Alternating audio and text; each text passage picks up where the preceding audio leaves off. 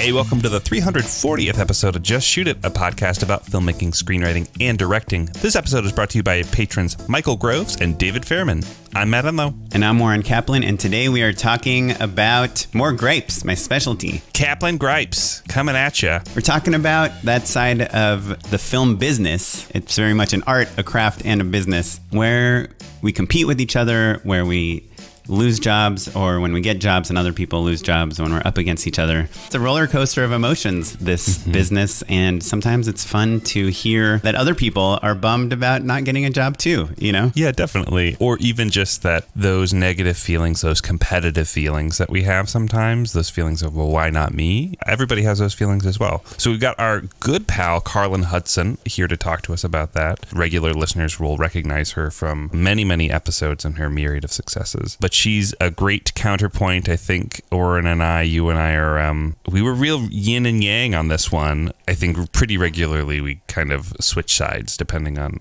which way the wind is blowing. So yeah, I mean, I love to commiserate with people. It's hard to be pitching on things and, you know, knowing there's a bunch of other people in the mix. Someone might get it. I might get it. You might get it. If you like hearing me complain about things, you will really like this episode. And if you like Matt trying to find the silver lining, then you will also like this episode. I dare say if you like the show, then you won't like this episode. It's pretty consistent with the way that we've been hosting it for the last few years. Speaking of liking this show, if you really, really like this show and you want to support us financially so that we can pay our editor, pay all our server fees, maybe even afford therapy, as we allude to in this episode.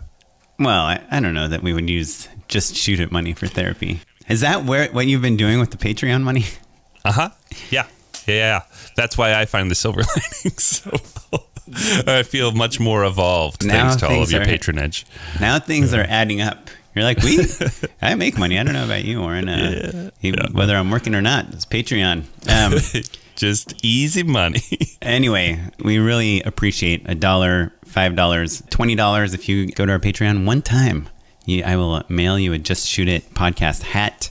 Just mailed 2 hats out the other day and made some people very happy. Patreon has also changed the way that they do billing now. So I think it's a little bit more streamlined and straightforward for people. Like, I think it used to be that there was like a delay. You would sign up and then at the first of the month you would get billed, which is weird. Yeah. Now you get billed as soon as you sign up, the same way when you buy something online somewhere else, basically. Check it out, patreon.com/justshootitpod. It's where you can go tell us that this is worthwhile. And we're going to bring live shows back. Oren, we haven't talked about this. I sent some emails out. We're like putting feelers out. Like it's going to happen eventually. Being a patron gets you free access to the live shows. Well, without further ado, a word from our sponsors. Okay, we're here with our BFF, Carlyn Hudson. Welcome back, Carlyn. Thank you so much. It's really an honor to be here on the jealousy episode as the special guest, the expert on jealousy, me. Obviously, you're our favorite guest. Everyone knows that. We were going to talk about jealousy, and to me, like, social media is like a big part of it, and just like what attitudes us as creatives and filmmakers and writers and directors and artists, so to speak, like how much we have to be happy for our friends or our colleagues in their success, and how much we're allowed to be kind of bummed about them getting the job that you wanted to get. It's perfect also because I feel like we all have been up against each other, especially like a few years ago. I think it was relatively common that we were all on the same list regularly. Oren, you were saying off mic, I'm fond of saying it's easy to be happy for each other when there's lots of work going around. And I think it gets a little bit more challenging when people are in dry spells. Directing is kind of a feast or famine sort of situation. And there's the saying, work begets work. So when you're not working, you're not begetting anything. And I think that does make it harder for sure. And I mean, I guess there's also like the other thing where you see your friends that you were directing kind of at the same level at one time now are directing huge TV shows or big multi-million-dollar movies. It is hard to like not look at your own career and say like, what did they do that I didn't do? It's like there's a lot of ups and downs. And, I used to be an engineer and I talked to people about this one. They asked me about like switching from engineering to directing. They're like, oh, that's a total 180. And I think they're talking about like the work. But to me, the biggest difference between being an engineer and being a filmmaker is the roller coaster of emotions that you go through. You know, Stability. the highs are like so high. Yeah. You're getting awards with celebrities and, you know, getting drinks and flying in private jets and doing all the crazy things. But the lows are so low. You just like, you get rejected for the 10th time in a row and you don't know if like there's like anything left of your career. Yeah. Whereas like a job like an engineer, you know, you have some big wins and some small losses, but in general, you can rely on going to work and doing what you do and always having a job no matter what. Yeah, and I think I talk a lot about this in therapy. First recommendation is get a therapist if you can afford it. But Carlyn, clearly Oren and I aren't in therapy because we have a podcast. This is our okay, men, it's not the same. No, but the same. You're right. Truly, the only important piece of advice is just go get therapy. For real. That's it. Because, you know, we do talk about it a lot, but this career, because I'm sure listeners kind of know that it's been a slow summer for, I would venture to say, most people. Like most directors I know who aren't super, super established are having a tough time right now. And even some production companies, I think, also, you know. Yeah, and I Oren knows this well, but I had a terrible work summer. I lost 2 movies, and my 2 movies got canceled, and then I lost 5 or 6 commercials in a row. That's never happened to me. and man, it is hard not to just beat yourself up. Like what am I doing wrong? But yeah, what's tough about directing in particular is my therapist was like, wow, so you're telling me that like you go from being the most important person on the set to just sitting in your office alone, waiting for the phone to ring, basically. I'm like, yes. And that is crazy making. Yeah, I love that point about being the most important person on the set, because it's not just because Matt keeps telling everyone that. Yeah. Everyone, I am the most important. No, that status brings like some real psychic weight to it. I used to think, oh, I'm always so funny on set. My jokes are the same, but my status, whether it's like a mix of psychology from the crew or like a little bit of butt kissing or some cocktail or whatever, but like people treat you differently, and that affects your own self-image in a very tangible way that you have to be aware of, or you will get caught up in it and become a lunatic. Like it's not surprising that like Michael Bay and James Cameron act abhorrently sometimes. Do you know what I mean? It's like, oh, if you made the biggest movies in the world and you're making them for months and months and years, and people are treating you like that nonstop, you just would get used to it. Do you know what I mean? That's just like injecting heroin into your eyeball all day, every day. Anyway, Carlyn, I cut you off to agree with you. As other listeners probably know, like I also am fortunate enough to have a writing career, but writing is not the same, because writing, you're always alone staring into your computer. Well, if you're writing features, if you're in a writer's room, you're with people, but it's just a different kind of marathon than directing, which is truly up and down.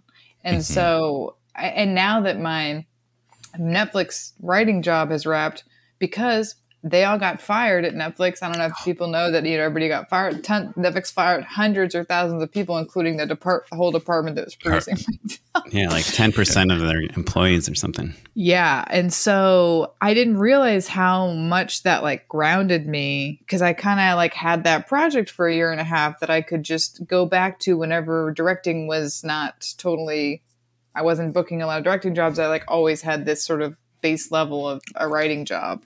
And man, I didn't know how good I had it, you know? I relate, and I didn't even think about it until this moment. But like for a long time, half of my income was just writing different things. And then it kind of, you start focusing on one thing, and then all of a sudden that part of your life is gone, or maybe you lose a little bit of heat. I think that's the other thing. Like selling things gets trickier. It's funny how much things have changed just in the last 6 months to a year, because I feel like, I don't know if it was the beginning of this year, at some point, a very lucrative job came up and I turned it down. And I said on the podcast how proud of myself I was for turning down a job, because it didn't really fit into my career plan, in terms of like what I want to make. Carlyn actually ended up doing that job, and got all the money. And thank God. And pretend, you you might have gotten the job anyway, even if I wouldn't have turned it down. I didn't have to like pitch on it. But, yeah. And I saw your treatment, which was amazing and literally changed the way I make treatments. Wow. That is really so nice. Thank you. Continue. Keep complimenting me, but continue. Tell me what else you love about me. Go on. Yes. But then like 5 months later, a similar job came up that was paid much less. The creative was much worse. And all of a sudden I'm like, I should probably take this job. The other kind of interesting thing you brought up was about your movies versus your commercials, and to me, I think the big difference is you write a film, you sell it to Netflix. That's still an accomplishment on its own. If nothing else happens with the movie, there's still something there. And you can still on your resume is like, hey, I sold this, featured it, this original script I wrote to Netflix. And your reps can say that there's a little gas in the tank with that. Totally. Right? Yeah, I got to join the WGA. It wasn't actually an original script. I adapted a book. Whatever. It doesn't matter. It wasn't Caitlin Versus? That's a different script. That was the one that was set up at Hulu that got canceled. Oh, so you had a project at Hulu, a project at Netflix. Anytime anyone at a party is like, what are you up to? It's like, I'm shooting this thing in Philadelphia. I'm doing this. I got this going on, and I have these two movies that are my movies set up, at Netflix and at Hulu. Yeah, formerly. See how hard I made it being on myself? Anyways, continue. But when the Netflix movie falls through, it's not because they're like, oh, we like someone else better. It's because, hey, we're cutting back on our spending. We're letting go of some people, and it's kind of just bad luck. But when you lose 5 commercial jobs in a row, or however, 3, whatever it is, that's because you lost them to someone else. The commercials. Yeah. I want to push back a little bit on that because I think that the psychology of it, because it could be commercials, it could be bad luck, quote unquote. The director could have worked with the company a million times, or like they just made. I was the recommend for 2 of those 5 or 6 commercials, which means I should have gotten them, but in some fluke I didn't, which has never happened to me. And I would call that bad luck for sure. And I think the flip side of that, and Carlyn, I'm not saying this at all, but I could imagine if I were in your circumstance and my movie got canceled, they're still making other movies, which is the equivalent of them picking some movies and not yours. Do you know what I mean? Right, but they're making less movies. I guess what I'm saying is you can talk yourself into being upset about it and not be able to get out of bed no matter what. Whether it's luck or whether it's like literally like, oh, we just don't like your movie anymore. Like they're new bosses and they fire you. And you can talk yourself into any of those scenarios. Yeah. I'm saying we all have very good reasons to be depressed. Yes. No, I think I think that's a super valid. That's a very I think it's more depressing than losing a commercial. I think it's very valid to be bummed about that. What I'm saying is it's different from like like seeing someone else get your job, like the competition of it all and kind of the jealousy. I don't know if jealousy is the right word, but it's this thing where when there's not a lot of work, it does become a little bit of a competition to see who gets the job. The movies are definitely, personally, I was able to understand that those 2 things are totally out of my control. I wrote the best movies that I could. I had major stars attached to one of them, and it still didn't matter. Someone new at Hulu, this is what we think, decided that it just wasn't a movie that he wanted to make. Yeah. And so that was it, and then Netflix, again, we all know what happened. Netflix, they probably mismanaged. They spent too much money on stuff. Then they fired a bunch of like mid-level executives, which is a bananas move, but whatever. Horrible for those people. But those felt like particularly out of my control. And some of the commercials felt out of my control, but some of them I feel like I could have strategized better on some of my approaches. And in that way, that's been a good learning experience, because I'm like, I even saw the treatment of one person who won a lottery job over me, and I thought my treatment was perfect. And so did the producer. She was like, how could this is the best treatment I've seen all year. And I saw the winning treatment and I was like, yeah, that rocks. That's a great treatment. Yeah. He did this couple things really well, I think there is solace when you see the competition and they nailed it. Yes. Do you know what I mean? It's like, oh, okay, it's not personal. It's not bad luck. I would have picked that too. Does, in a certain sense, make you feel better? Yeah.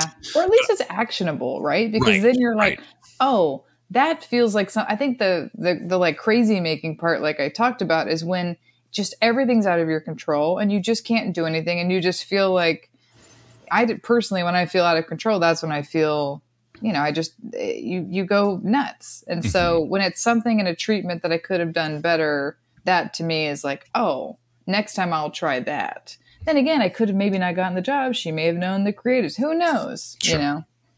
Carlyn, the real reason that I was like, oh, Carlyn would be a perfect person to talk to about this topic is because years ago, Oren and I were complaining about something. We were complaining, frankly, a little bit about like how some producers and some higher ups like to be like, we're not looking for white males right now. And you said something. So you said, I would be introspective too if someone said that to me.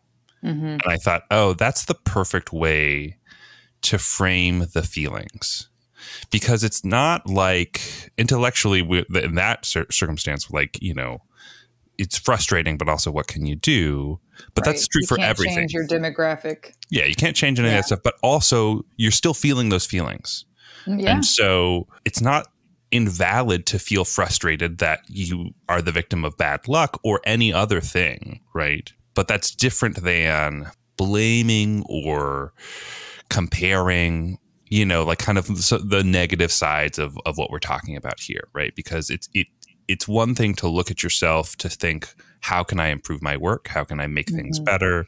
What could I do? How can I be more opportunistic? How can I self-generate? All of that stuff. That's the result of being introspective. That's a healthier way to deal with it, I think, than like, oh, I can't believe that, Carlyn keeps getting these movies, right? It's like, okay, well, maybe you should write some movies. Right? Like, is the flip side. Do you know what I mean? And so I've thought about you saying I would be introspective too many, many times over these years. I don't even remember saying that. Yeah, wow, it was just something you said earlier. I'm pretty sure I'm the one that said that. Oh, man.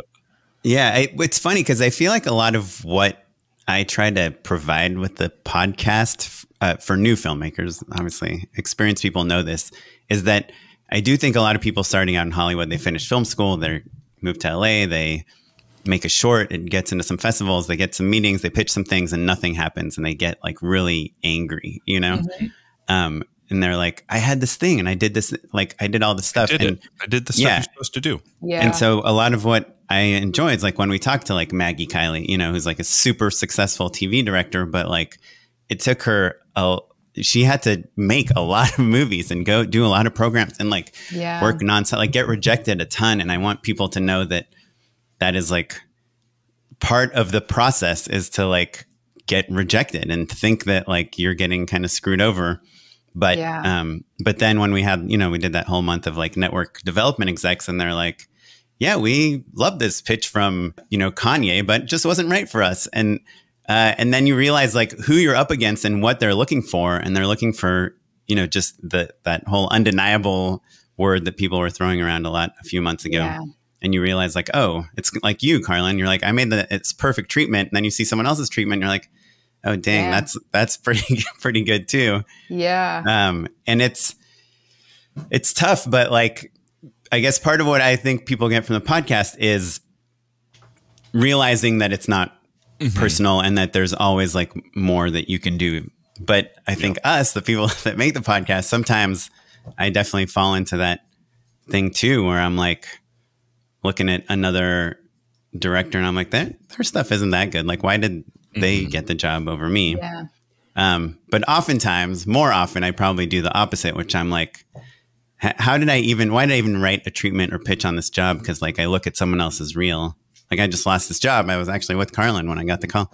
And I looked at the reel of the person that got it. And it's like putting a Marvel movie director against someone that had like an indie film at Newport Beach Film Festival, It just felt like good festival. Yeah, exactly. It just felt like I was perfect for the job. But then you see the person that got it and it's like, oh, they've done like the Super Bowl version of this job. Yeah. And I was having lunch with not Oren, sorry to cheat on you, Oren, another friend of mine who we went to NYU together. Farm Cup in Echo Park.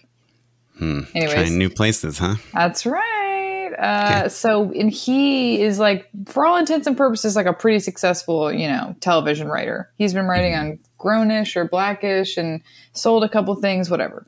And, you know, he's just like all of us, terrified about what the next job is and how, but then we realized, like, remember 5 years ago, all we wanted, our goal was to, or not even that, but just like, we were both kind of like, if we could just make a living to where we're comfortable writing or directing or whatever, like, wouldn't that be amazing?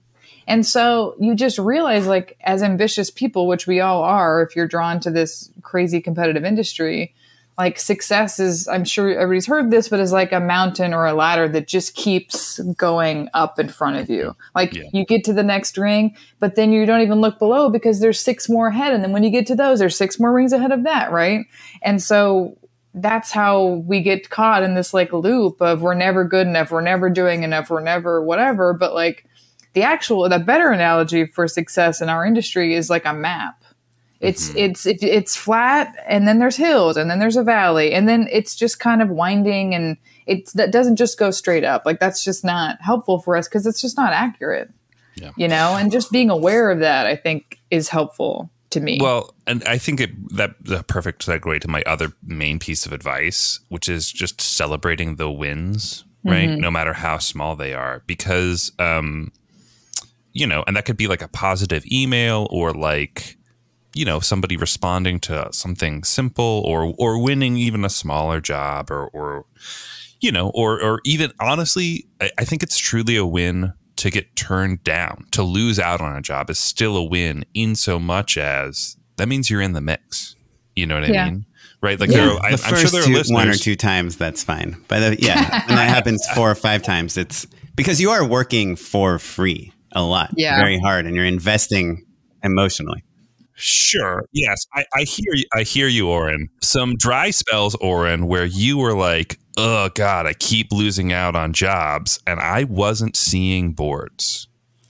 And so I'm saying the grass is always greener, for sure. That was like, you know, a dark, hard time for me, for sure. You know what I mean? And that's not me pointing fingers, obviously, but I'm saying, like, I hear your point. You got to make a living, but, like, if you don't enjoy this work and maybe sometimes set your mind on enjoying it, consciously deciding to enjoy it, it'll eat you up because it's too hard, and there are too many better ways to make money, frankly. Do you know what I mean? Yeah. Like, you gotta celebrate those wins, for sure. In what way do you celebrate the wins, Matt? That's a good question. And I guess my main philosophy behind it is to just actually acknowledge them. To say, hey, this is a win, appreciate it for a moment. Do you know what I mean? Because my wife, like, I got a nice email yesterday, and I forwarded it to my wife, and she was like, you look upset. And I was like, no, I'm just in it right now. I'm just thinking about it. I'm just trying to think of, like, can I use this in some way or whatever? But, like, it honestly, like, that's why I've been thinking about it so much recently. It's just like, oh, this is a nice thing. Just savor it for a second. I think that's a nice thought, for sure. But, like, let's say you're a football player in the NFL. Okay, you made it to the NFL. Please continue. We get it. We can relate. Yeah. That is a football. It's like a kind of egg-shaped ball that people throw, made out of pigskin. Anyway, and you are in the, you know, you finally made it on this team, and they let you play, and you had a horrible play, and then you lost the game. And then the next game, you lost the game. And then the next game, you lost the game. And then the next game, they don't even put you in the game. Like, are you still celebrating that you're a player in the NFL? Or are you like, what I'm saying, crap, Oren, I'm not going to be in the NFL next week? I think that you could look at literally millions of people who dreamt of playing in the NFL and like ask them, hey, would you prefer to lose a few games in the NFL or have never made it? And, like, the answer is very clear, I think, from all of those parties, right? And it is actually a pretty apt comparison because we are playing in the NFL, right? Like, Hollywood is as competitive as pro sports, certainly, right? And so you're not wrong. You got to make a living, Oren. I hear what you're saying. No, but it's not just the living. It's the whole, like, yes, of course, if you are a kid in high school and you're playing football, your dream is to just, like, be acknowledged by a football player, you know? But once you're in the NFL, your job is to excel and to win games and to get better. And if you don't, then you will play less and eventually you will not be a professional football player. So there's I guess what I'm saying, I think we're both right, but what I'm saying is that you're not going to win more games by dwelling on the fact that you've lost a bunch of games. Yeah. I'm not saying give up trying to win. In fact, you might use sports psychology. Yes. They say the best athletes are the ones who can let go of their mistakes. Because you have to, right? If you can't let go of your mistakes, then how could you? I mean, I play tennis like recreationally, and it's just like, man, when you double fault or like miss 2 serves in a row, it's just you. Yeah, not pickle. Look, I have a lot to say about pickleball. We'll save that. Sorry, yeah. But it's like my coach is always like, let it go, let it go, let it go. And we have to do that too, right? Because like you're gonna have to serve again, so may as well get practice at just letting go of the mistakes. If you were at Wimbledon, if you're Serena Williams and this is potentially your last opportunity to like it, but it's harder to let. She lost in the 3rd round at Wimbledon, but it's no longer the greatest player ever. Okay, that's not true. That's not true. Literally the greatest to have ever lived. Okay, right? I'm literally sending you my therapist info right now. No, obviously I'm kidding about Serena Williams, but I'm just saying like, and look, Matt, I think if you do win the small job, yes, you celebrate. If you like someone, we have like one of our former guests, Tony Franklin, like he was on this podcast. A bunch of people contacted him and he's kind of mentoring like all these different directors. He has like Zooms on Fridays. And I think a lot about like why he does that, like what he gets out of it. It's not like he gets paid or he gets jobs, or sure he meets people, but there's something about like, hey, I'm a director and I'm going to like help other like newer directors. That's part of being a director. And so like, I feel like that can be a win, just people like looking at you in a way that validates like you and your career and all that stuff. But I think just being in the mix is nice. But at a certain point, if you're in the mix and you're always like the person that they put through in the mix because, they needed like 3 people to bid on this job, then it's like, it's hard to celebrate. There's other things to celebrate. And I can't blame you for feeling introspective. Your feelings are valid. They are valid. I'm not joking. They're valid for sure. But I guess what I'm trying to say is that like the difference between being competitive and being jealous, that's really what we're talking about, is like, what are you dwelling on, right? Anytime I've been in that circumstance where I've just been like, I can't believe it. I can't believe that like, why am I not booking this? I wasn't even in the mix on that, right? There's plenty of circumstances. There's lots of jobs I wasn't even on the list for that I would kill to get, right? Yeah. The answer is always just like, do the work and enjoy doing the work. That's the answer. I agree that it's not valuable to be like to dwell, but I guess I just think at a certain point, you don't need to celebrate being in the mix. You kind of need to figure out how to win the mix. I hear what you were saying. I think we are both right. I think that you should celebrate being in the mix. And that's not to say don't go soft. Stay competitive. But also, like, you could do it for the love of the game also. I will say just another, like, tool I use when I'm feeling particularly jealous of other people's careers, because it does require, like, a bit of a great deal of self-awareness. But, man, I will notice myself, like, seeing them. For instance, I did this with the director of Do Revenge recently, who people told me to watch that movie because it is kind of in the vein of things that I would direct. So instead of like enjoying the movie, I just am super jealous of this woman who I've never met. And I go in like a rabbit hole online about like, who is she? Oh my God, she's only that old and she did what? And blah, blah, blah. And then I can feel myself like that pit growing in my stomach of like the voice in my head that says, you're never going to be like her. You're never going to make it, And you're like, wait a second, hold on. I'm feeling this. And then I was like, I need to turn the internet off. And then I'll take off Instagram on my phone for weeks at a time. Because when I get into when I feel myself just like clicking on this and clicking on this and going on this and looking at this, I'm like, oh, this makes me feel bad about myself. That's not helpful. Yeah. That's why I'm not on social media basically anymore. Yeah. Because when work is slow and you're on social media, whatever your thing is, like if it's you're comparing other people's relationships to your own or, work stuff, it's all fake.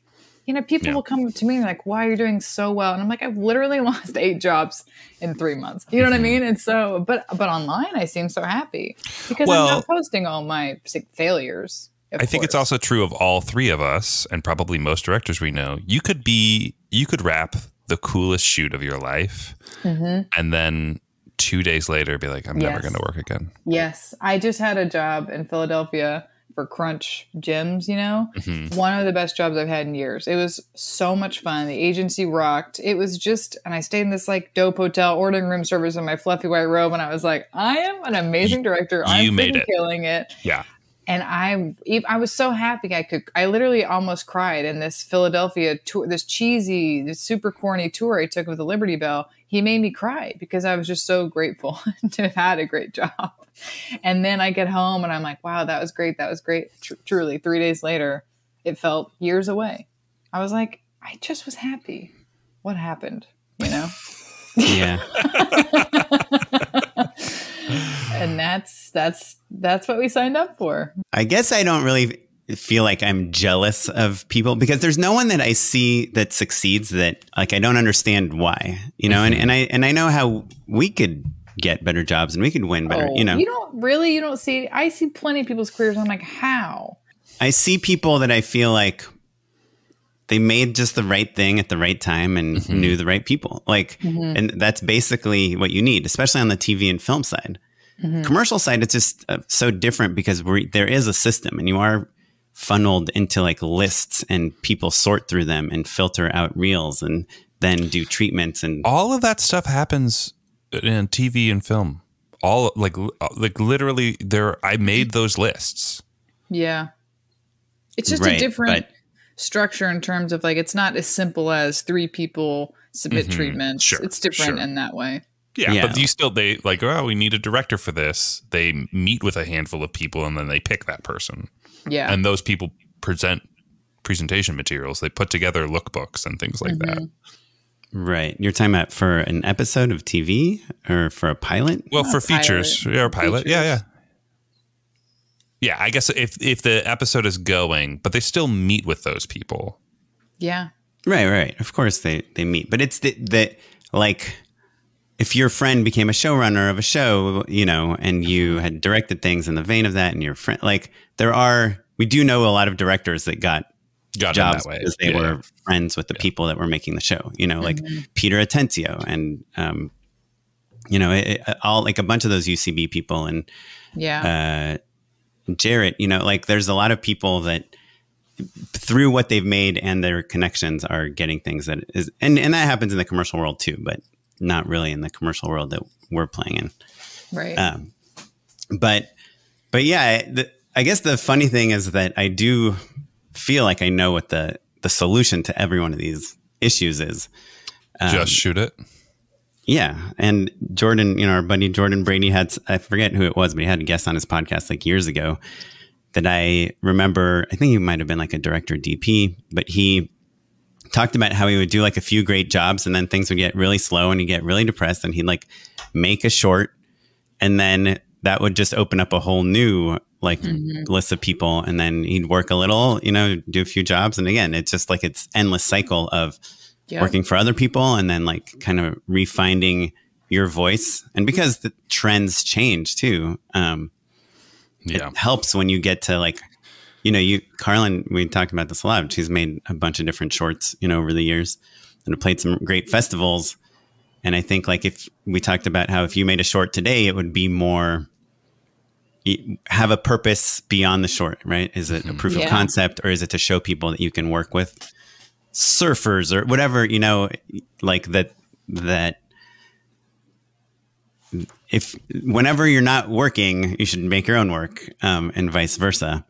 But it's like the longer we do this and the more kind of comfortable we get in like fielding calls and offers for work, the harder it is to like pump the brakes and say like, okay, I'm just going to sit here at this coffee shop and write something. Well, and try there's to make inertia it for to no it money. too. If you're feeling bad and you're not working, it's hard to sit down and be like, okay, and now I'm going to write the Great American Short screenplay.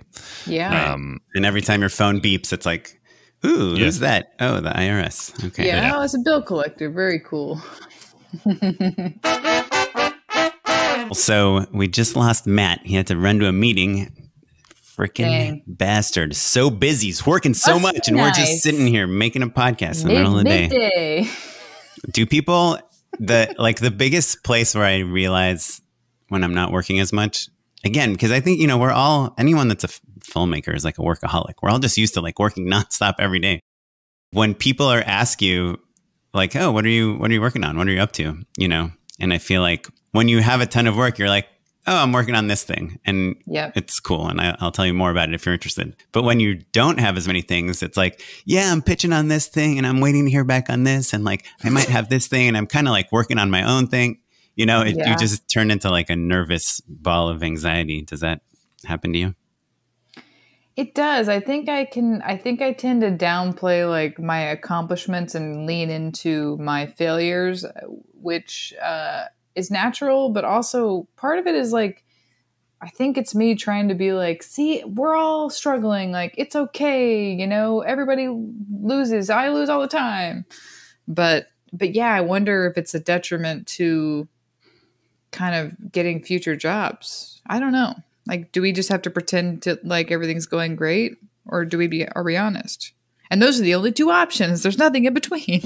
Yeah. Well, no, I think about that a lot because obviously, we've had people come on the podcast before. They've made like some movie that played at a cool festival and we're like, what's next? And they're like, oh, we don't know. I don't know. Like, will you hire me? Will someone hire me? And I'm like, that's like the number one way to not get hired. It's like, it's just a turnoff when someone seems like desperate to get the job.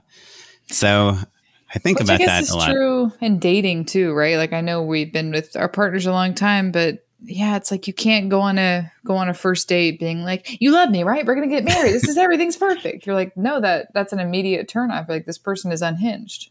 Right. Yeah. And then I also like read this thing. I mean, I don't know if you've ever read like a book, how to win friends and influence people and like all those kind of like, I'm not above self-help books, but I have not read that one. Yeah. Like there is this, obviously there's like The Secret, there's also every different version of this, but basically people like happy people, Yeah. And so sometimes I like have to remind myself that when someone's like, how are you doing?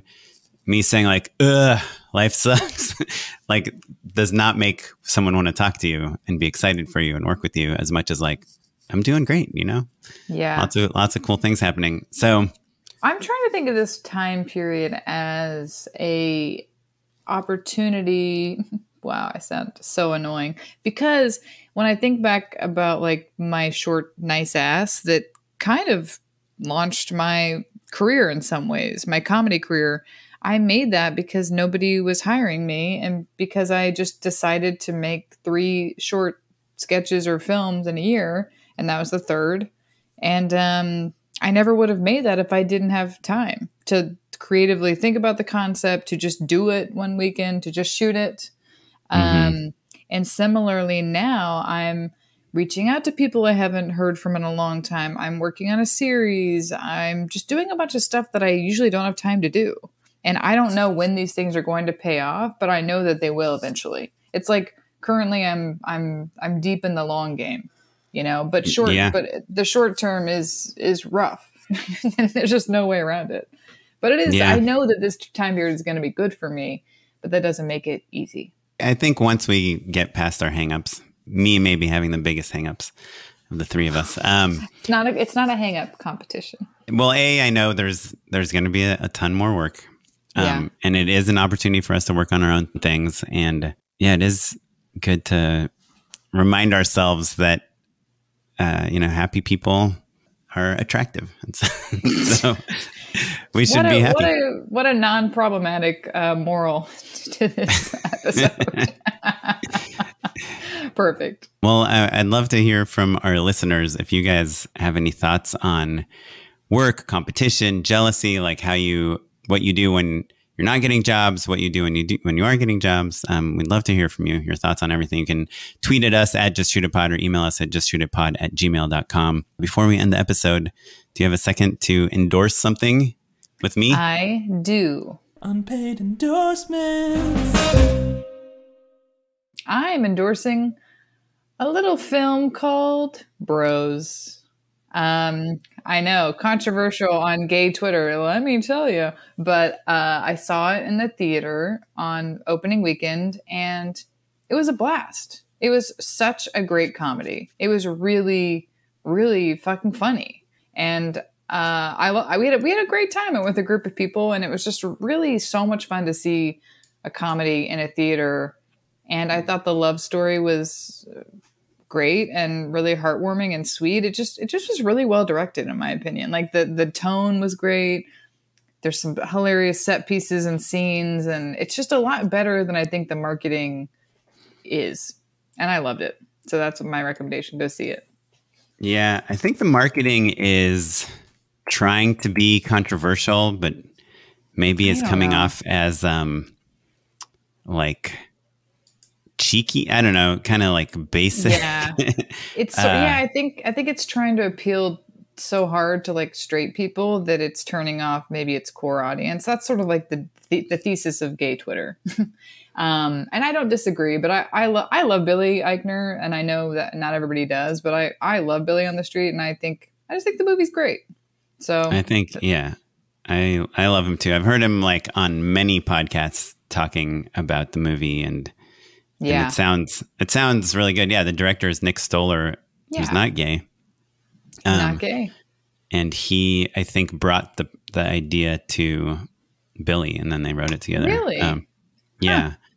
And the lead guy, the other lead who nobody's really ever heard of, right. He was It's like awesome. from like Hallmark films or something, right? He was incredible. He was so sweet and funny and hot. Great movie. So I saw this video from Corridor Digital, who we endorse their things a lot. They always make awesome things on YouTube. And they made a video called, "Is This the Death of VFX?" It's a video where they trained an AI to figure out what they look like all the members of Corridor Digital.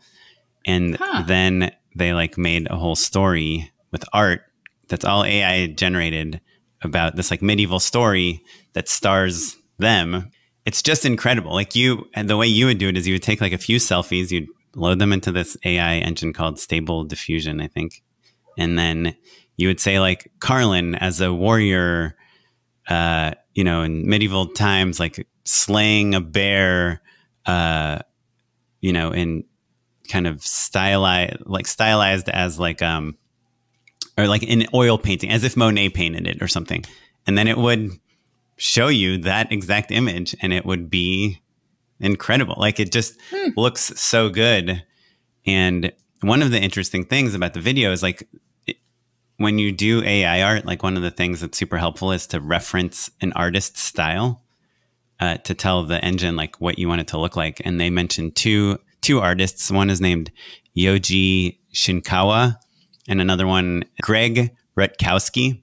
Mm-hmm. And I wasn't familiar with either one of them, but I guess Greg Rutkowski does a ton of like video game companies hire him to like figure out the look of like the worlds and things like that. Wow. I thought those were two really good references when I'm looking up art for like treatments and things. And I've always like wanted to like be familiar with more like pop artists and their names, because, as part of our job is to find imagery and visuals and be inspired and to try to find cohesive things. So if I find a photographer I love, I'll like bookmark their page, and I'll try to like check back in and see what new photos they have. But through this video called "Is This the Death of VFX?" from Corridor Crew on YouTube, I learned about these two new artists. And so really love the video, but also I just like learning about artists. So then when I'm pitching something that's like an epic story of some sort about, Kit Kats in the office or whatever it ends up being, I can like reference these artists. That's something cool from this week. Thanks for joining, Carlyn. Are you still Carlyn at Carlyn Hudson? That's on Instagram. On Instagram? Yes. Mm-hmm. And at Hey Carlyn, CARLYN on Twitter. I'm at O Kaplan on Instagram. I'm at Smitey Pyleg on Twitter. Matt is at Mr. Matt Enlow across all social media. And our podcast is at Just Shoot It Pod. And we'd love for you to follow us, write to us, mention us, do anything, interact with us. We love it when we hear from people. Remember what we said about being desperate? Yes, please. We love you. Love us back. No, don't. I don't care. Or don't. You We're have to cool. follow Actually, us. we're like really happy with ourselves. So Yeah, we that's good. we have a limit of like 1 million followers, so we prefer Yeah. you don't follow us if you're not really serious about it. This episode was edited by Noah Bayshore, and the music you're listening to is from the Free Music Archive and the artist Jazar, and we will catch you next time. Thanks, everyone.